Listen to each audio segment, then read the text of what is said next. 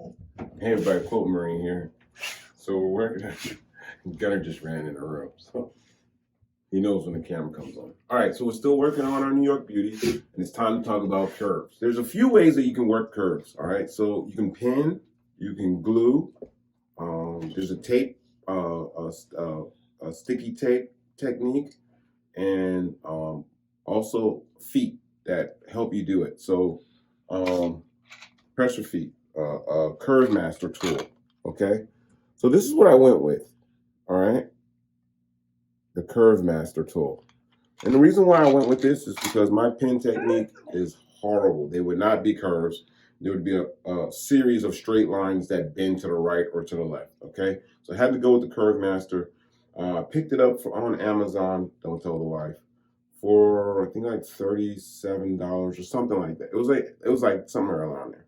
All right. So the thing that was really cool about the Curve Master is that it came with a bunch of pieces, extensions for your shank. All right. So if you had a high shank or a low shank, it has the extension for that shank, which was pretty cool. I like that. So, I just looked for, because I have a high shank, so I had to look for the tool, the one that fit my shank. Went on there really easy, okay? And the foot, the foot for the Curve Master attaches really easy to that shank extension, okay? So let's take a look at what we have here. So on my Curve Master, I have the foot itself. And then that plastic piece right there is the shank extension that comes with the kit. And it takes a little getting used to, okay? So what I did was I put a little mark here for my 1/4 inch, okay? But for the blocks that I'm building, I am not using 1/4 inch, okay? I'm using 3/8 because remember, I didn't copy this full strength to the 10-inch block, right? We're going with the 8-inch. So that's going to reduce the size of your seam allowance. All right, you can't do a 1/4 inch seam on a reduced size block. Okay, so I go with 3/8 inch seam allowance for my stitch on my 8-inch block. Okay, if I went with the 200%, then yeah, go for it. You can rock the 1/4 inch seams, no worries. Okay, but you have to take these kind of things in account. All right, when you're building your blocks or you're reducing sizes at measurements that call for a full size. Okay. So let's work this. Okay. So what I did was I cut out some templates out of cardboard. Okay. And I usually leave messages on my stuff. Okay. Because I love rushing through stuff and I have to slow down. All right. Enjoy the build of my quilts. And I have to remind myself of that too. Also, sometimes I have to remind myself too that it's only fabric, it's only thread. Because sometimes I have temper tantrums and my wife can verify that. But no worries, okay? So I'm here to teach you. I'm here to help you get through it. Let's get through it together. All right, here we go, curves. All right, so this is the major intimidator for building New York beauties and blocks that have curves in them, all right? They intimidate me. They always have, and the Curve Master has taken the intimidation out for me, okay? So what I did was I've got a couple pieces here that we're going to put together for our one of our blocks. Okay, let's move this out the way. All right, so the way I've been working this is I've been going from the outside in. All right, so let's take this to the machine. Okay, so what I do is I look at it first. All right, just how you want to look at it, and then I'll put it together. So what I've been doing is finding center. I'll roll it over. And I'll just start just like this. I'll leave this much material between the edges. Okay. Okay, so what I'm going to do is put it under the Curve Master. And I have to remember, I'm not going 1/4 inch. Okay, 3/8 is for me. All right. So what I'm going to do is I'm going to put a couple of stitches in. I'm going to back stitch 1, 2. Now I'm going to lift up on the top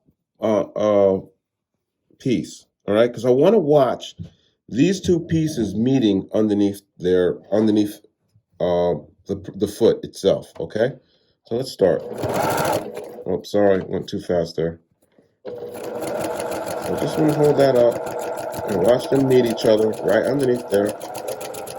Take your time. All right, so once they go together, the needle, all right, so let me also, so don't watch your needle, all right? Unlike a regular foot when you're watching the needle, because you know the needle is at 1/4 inch, you can't do that with this pressure foot, because this pressure foot, you need to be paying attention to the materials coming together and not your needle. If you start watching your needle, you're gonna start drifting over towards it, okay? So let's pay attention to what we're doing here. Watching the two fabrics come together here. All right, so we're near the end. What I've been doing, I mean, you can use tweezers, but what I've been doing is just holding it with my finger and letting it go in. Or I've been also using my ice pick eye stabber. I know the name of it. You don't have to remind me, but I like to call it the ice pick eye stabber. And then hold it together. And then let it go through. All right, so we're going to backstitch there. All right. Let's lift up here. All right, so what we're going to do now is we're going to put the outer band on, okay? Same thing, what I do is I'll look at it, all right? Take a look, make sure you got the center. I'm just going to roll it over.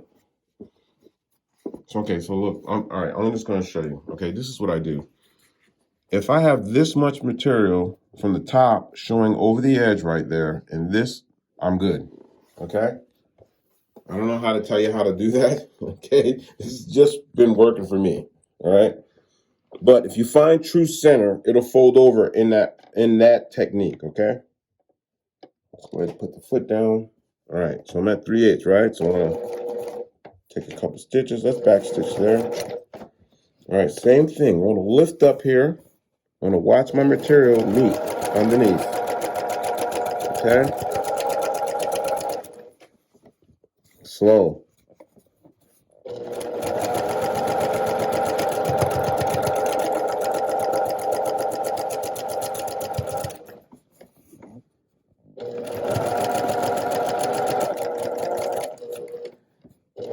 And the one thing about this foot is that every now and then when you get a bunch of material that goes underneath it like a point, you may have to give it some assistance, all right?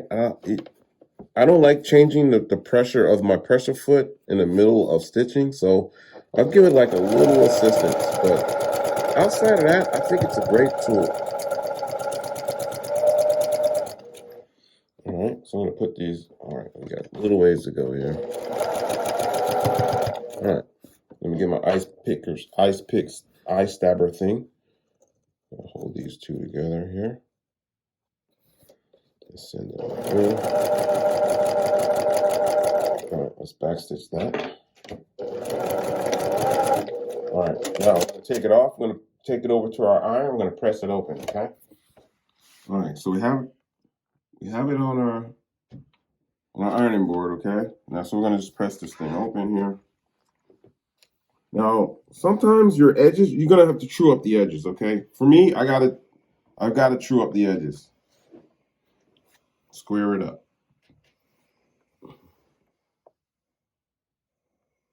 I'm gonna take it over to the cutting mat. Let's take it to the cutting mat. All right, so once we're at the mat, I'm just gonna square it up. I want an 8x8, okay? So what I'll do is I'll go to this side first, okay? And I'll make it square, okay? Now, sometimes it's gonna come up long, sometimes it's just gonna come up short, all right? But what we don't want is overly short where we're squaring up 1/2 inch shortness, all right? That drives me insane, to be honest. Okay, let's square this up. All right, we know that line is straight, so we're gonna square up this line here. Get it to the edge there, square it up. And so I'm working on an 8x8, okay? Not a full 10. Maybe another one, maybe a future one, I'll build a full 10, but not this time. You know, I was trying to keep it small because I wanted to get the technique down as well. All right. It's my first New York Beauty, and I didn't want it to be a crash and burn.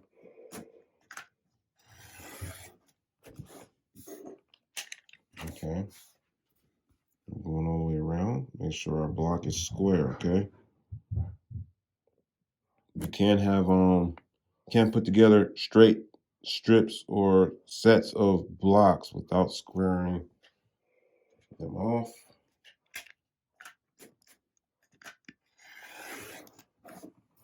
Okay. So there we go. All right.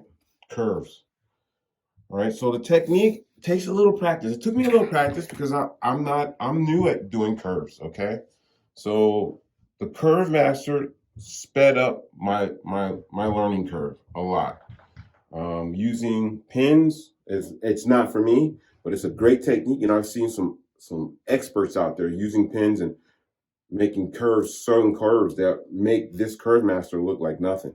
But for me, I need the Curve Master. For you, your room, your rules. Okay, find what helps you get these curves knocked out so we can finish the New York Beauty together. Okay.